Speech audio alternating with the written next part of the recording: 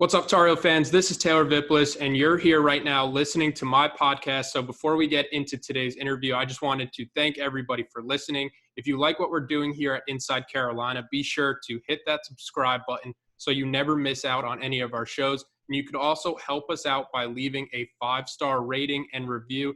It's a simple process, but it's something that would mean a lot to us as a staff if you could show us love in return. Now moving on to why you're here. On today's podcast, we've got now former UNC running back, kind of crazy to say that, Antonio Williams. Antonio, thanks for joining me. How have you been doing amid this pandemic? I've been good, man. Just trying to find a way to, stay working out, stay in shape. Just finding ways to work. That's the biggest thing with being a professional athlete. Now you just kind of got to try to keep working. Can you take us back to your recruitment process? Because originally you were committed to UNC, then you were committed to Wisconsin. You ultimately ended up at Ohio State. So what was going on there? So my recruitment process, now that, I'm completely out and everything, it was I think I was thrown off from recruiting because, I was the first person from around where I'm from to kind of be doing stuff at that level. Carolina came on to me super early, and it was like ninth grade. And, I was like, I want to go to college there. Didn't really know what was going to be coming down the road, so I made a really nobody had helped me out on making that decision. And that was just a young guy making the decision. As time went on, I kind of backed off of that decision, and I explored my options. I knew Wisconsin's running back history was great. So I was like, I want to take some trips up to Wisconsin. Took some trips there. Really liked it, committed there. And then that was going on. Then Ohio State came in like late. And I had known Coach Alford, the running back coach that ended up being at Ohio State for almost the entire recruiting process because he was at Notre Dame. And he recruited me at Notre Dame, and I didn't really want to go to Notre Dame. And then he got on at Ohio State. And they kind of called me. And I was like, I really like, me and Coach Alford have a good relationship. So we talked for like a week or so, and I went up to Ohio State. And, I committed there, enrolled there, and, 2 years there, then came back home to the great color blue. And I finished there, and I'm an interesting journey, but I'm glad it happened. When did you realize that you wanted to leave Ohio State, and how difficult of a decision was that, leaving behind guys that became like brothers to you? Yeah. Well, it started happening kind of because I had some things going on with my family. My mom and dad were going through a pretty rough divorce at the time. And I wanted to, I'm kind of a leader in my family. I wanted to be closer where I could help out in that situation a little bit. And, you got that going on. And then you got knowing that I could probably have a better opportunity to be on the field if I came back to, Carolina. So that kind of went into that. It was super hard because by my sophomore year, I had kind of established myself as kind of the leader in the running back room up there as well. I had J.K. Dobbins with me. It was Mike Weber. Master Teague just came in. It was some guys like that, some guys that are good running backs, professional running backs. Now, we were all in there, and it was you get tight to those guys because you build that bond and knowing that, I had to make that decision to do what was best for me at the time. It hurt, but, I think it paid off. I got to my end goal of where I wanted to get to at this point. So. When you wanted to transfer, did you know it was always going to be North Carolina, or were there other schools involved, or were you set on being a Tar Heel? Yeah, I was pretty much set on Carolina. I had some other offers to go elsewhere, but, I wasn't really entertaining it too much. It was always Carolina for me. Right now, Mack Brown has put a huge emphasis on keeping the top in-state talent in-state. As a guy who was in a lot of these recruit shoes that went elsewhere and then kind of found his way back to Chapel Hill, what would your message be to those guys? I'd say you have everything you need here in Carolina. There's no reason to leave the state. You got a Hall of Fame coach in Coach Brown. You've got a running back coach in Coach Gillespie that had a Rookie of the Year running back in Alvin Kamara. You've got a receivers coach that just had 2,000 yards receivers. I can go down the list of the entire staff. You don't need to go anywhere else. And then you can go to the facilities now. You can't say we don't have top-of-the-line facilities. The things they're doing in Carolina is I'm a little jealous that I don't get to experience everything that they're doing now. But, I'm happy because, that's my school, and it's always going to be my school. And I'm looking back now, and I'm like, we are about to be a top tier program in America, which we're getting back to what we used to be. And I just can't wait to watch. And I don't understand why you would even look elsewhere. If you're a top recruit in North Carolina and your first option, you should go ahead and look at Carolina and analyze it, look at it, make sure if it fits you, it fits you. Now, if it doesn't fit, make the right decision. But first look should be Carolina. We have everything you need. You think you're jealous? I see you guys getting the new locker rooms, the Jordan sponsorships. I'm over here like, damn, all my stuff was just Nike. Man, but yeah, it's nice, man. But as a transfer, I want to take it back 2 seasons ago. You applied to play immediately. Do you remember what it was like when you found out that you wouldn't have to sit out a year? Oh man, we were excited. We were very excited because, anytime you transfer, it's always that risk of having to sit out the whole year. And when we found out, it took a while, and I give a lot of credit to Joe Hayden on the staff up there in Carolina. He worked tirelessly to make sure I had the right forms, the right information that the NCAA needed to be able to play that year, and we got the right stuff. We just told the truth about why I came back home. That family situation. It was. Yeah, there's details I don't want to go into, but it was a rough situation, and I wanted to get back to that. So, they granted me that eligibility. It was exciting. Everybody was hyped, and we went on to play that season. The season didn't go as we wanted it to go, obviously, but it was a build-up for the next year to come. So, how would you explain what it was like the first time suiting up in that Carolina blue? Man, I was I didn't cry, but I was emotional. I was very hyped up. I remember Coach G came up to me. He was like, "Hey, man, relax. Just relax a little bit." I mean, blood's just flowing. Heart's going so fast. I was just ready to go. It was against Cal, too, and I didn't settle into that game. I didn't have a good game that game either.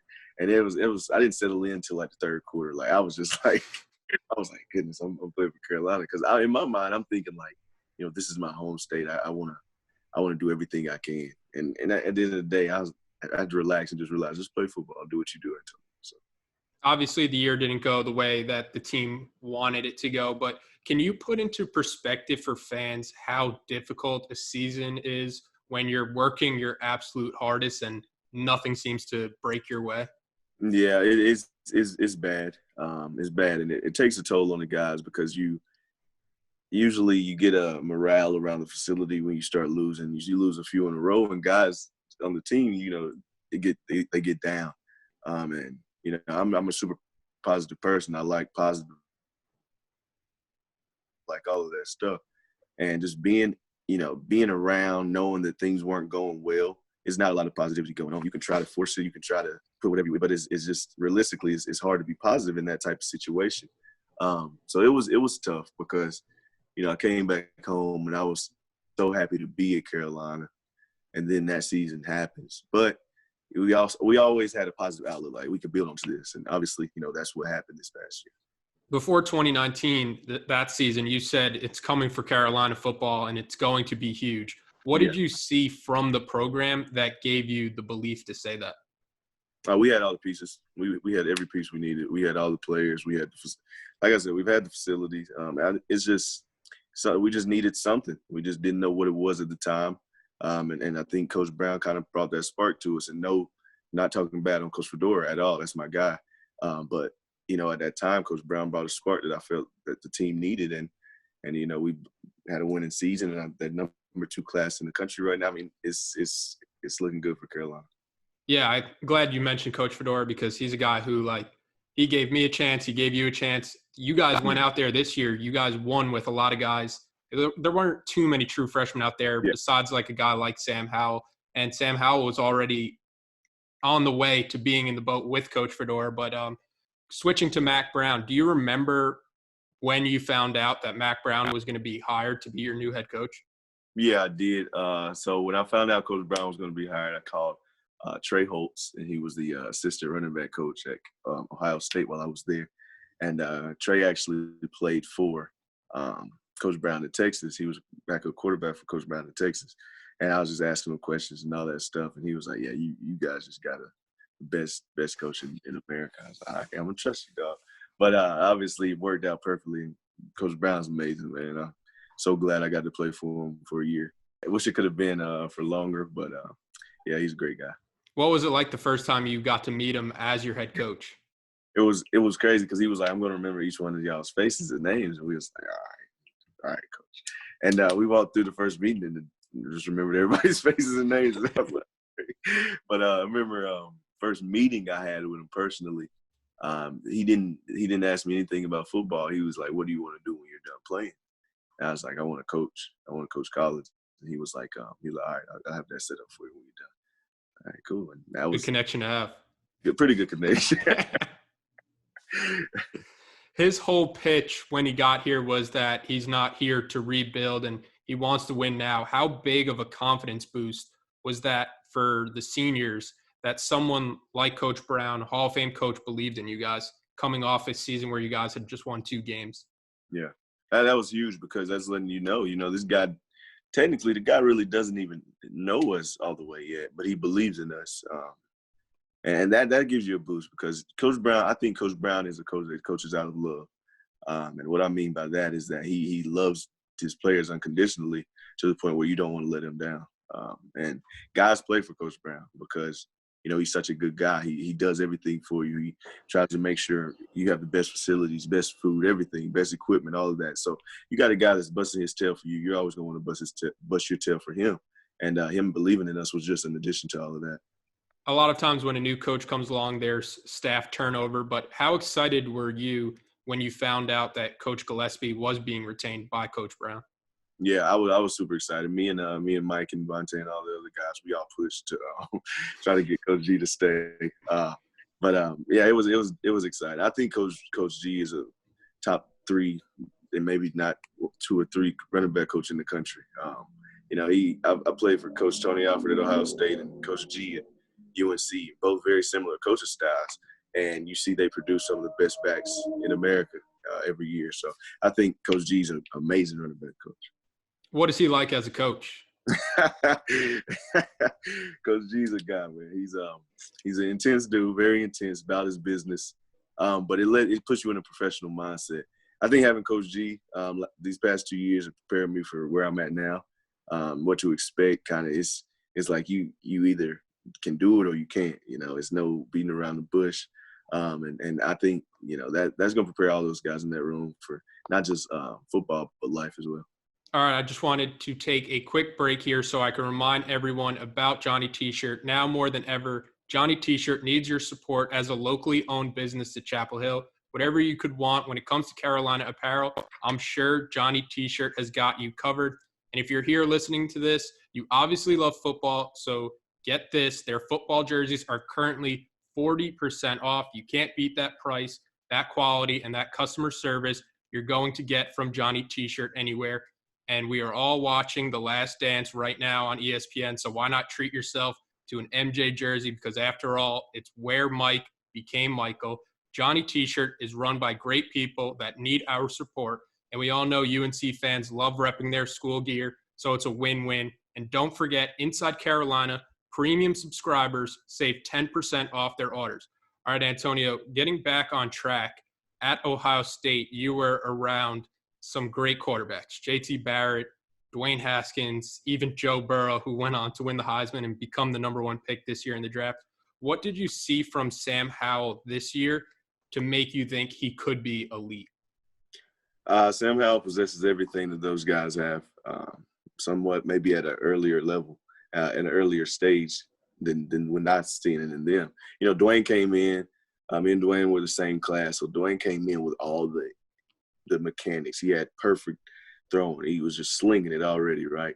And Sam, I don't know if I'd say Sam throws it as hard as Dwayne or anything like that. But what Sam has is Sam is super smart, man, and he makes the right decisions. He takes care of his body already like a professional. He's a leader. He came in already a leader, and I think that's something that makes him stand out and is what made our offense go the way it did last year. Sam Howell introduced himself to the world, that South Carolina game. And after what you guys went through in 2018, what was it like winning the opener against an SEC team in South Carolina when not a lot of people outside of the Keenan Football Center were giving you guys much of a chance? I was big, man, especially being in Charlotte. For a lot of guys on the team, we're from that area.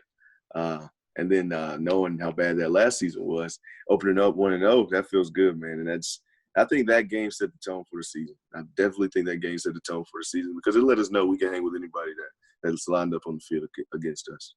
One of my favorite parts about that game was seeing you, Javonte, Mike Carter. Obviously, you three are all good enough to be the guy in the offense when it comes to that running back position. But what was it like where you could wear out defenses and then rotate backs and just keep pounding on these guys? I tell you what, I feel sorry for those defenses, man. It would get bad at times. I know sometimes, you got Mike with the cuts and shoot, all of that little shifty Mike, right? Then you got Vontae run you over, and then me and Vontae super similar back, so it's like you getting uppercutted and then jabbed, and then you're just knocked all over the place. And it's kind of the mindset we try to have in that backfield. Can you take us inside the running back room and how you would describe the relationship between you, Mike, and Javonte specifically, and how you guys are so selfless and wanting to see the other succeed? Yeah, well, we all, everybody in that room has the same goal. They want a team to win, and you want to reach the highest level of football, whatever that takes, and you're selfless because you know that those other guys want to get the same thing as you, and they want to reach their highest level as well. They're going to play their best when they get on the field, and if it's helping the team win, then you shouldn't worry about it, because whenever your time comes, it comes. And we just see ourselves as a bunch of brothers in that room, man. We're just brothers, and we still have a group message where Jordan Brown is still even in the message. Just stuff like once you're in that dog pound, you're always in it for life, and that's part of it, man. That's just how the running back room is there. Coming off the South Carolina win, what was it like that first home game against Miami when you run out of the tunnel and you see a sold-out crowd? Because to me, the atmosphere in Kenan Stadium this year was a complete 180, something like I've never seen before from those fans. Yeah, it was crazy. It was what I remember when I was getting recruited because I came to they had a blackout Miami game while I was getting recruited. It was when Duke Johnson was at Miami, I think. Yeah, but I remember it was exactly like that. I was like, you know what, this is what I remember. But now I'm getting to participate in it, so it was so dope. It was fun. Daz with the spectacular catch at the end, getting the win. It was you dream of things like that being a Carolina kid. You battled injuries throughout the season, but you came back against Duke, 5 rushes for 50 yards, 10 yards per carry. What did it mean to you to come back and get that victory bell back? I was just being patient, man. You can't some things in the game is the injury is part. Try to stay healthy. It sucked at times to be sitting over there knowing I couldn't really do much for the team. But at the same time, like you said, I came back healthy in the best game of the season. We got the bell back. I helped contribute in any way I could. And, it was just fun, man. It was fun just getting that bell back home to where it needed to be.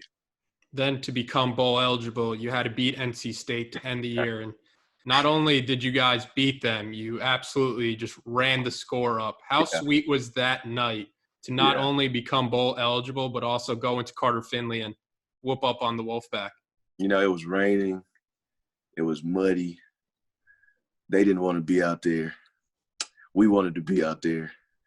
We wanted the bowl game. We wanted the bowl win. We wanted the victory. We just wanted it more than them, and that's how it is with Carolina State. Carolina always wants some more. We got the victory, What did it mean to you to end your collegiate career as a winner in the bowl game against Temple and finishing it out with a couple of touchdowns yourself? Yeah, that was fun, man. That was super fun. Just knowing that it had been so long. It had been a while since Carolina got to a bowl game and won a bowl game. And it was just fun to go out that way, to be able to hold a trophy. And, I could care less about my touchdowns and all that stuff. I just wanted to go out and win, man, and just because my goal was to come here and help just make this place better than it was when I got here. Going out like that, I feel like that was an accomplishment that I achieved. How will you remember the 2019 season and the 2019 team? I remember this season as a starting point, for something that is going to – I think it's starting something that's going to make Carolina perennial powerhouse, just every year. Just we're going to be in the mix for Final Four in the playoff. We're going to have somebody in the mix for the Heisman race. I think that's what this year is going to be the start of. And I think, they last year put Sam Howell on watch to the entire country. And I think there's going to be guys that follow in Sam's footsteps. And there's going to be people that come on this team and realize what we're doing here at Carolina is serious. We should be in the ranks of the Ohio States and Alabamas and Clemson's. We took Clemson down to the wire. We're there. We're there. And I think this is just the starting point. It's the start of the race, and we don't see it ending anytime soon. After the bowl game, what was your training process like? After the bowl game, I went down to Atlanta. And I trained for a while. Tried to get ready for pro day that was supposed to happen. Obviously, this whole Corona hit and everything, so that kind of got canceled. But we ended up putting together a virtual film, and that worked out pretty well.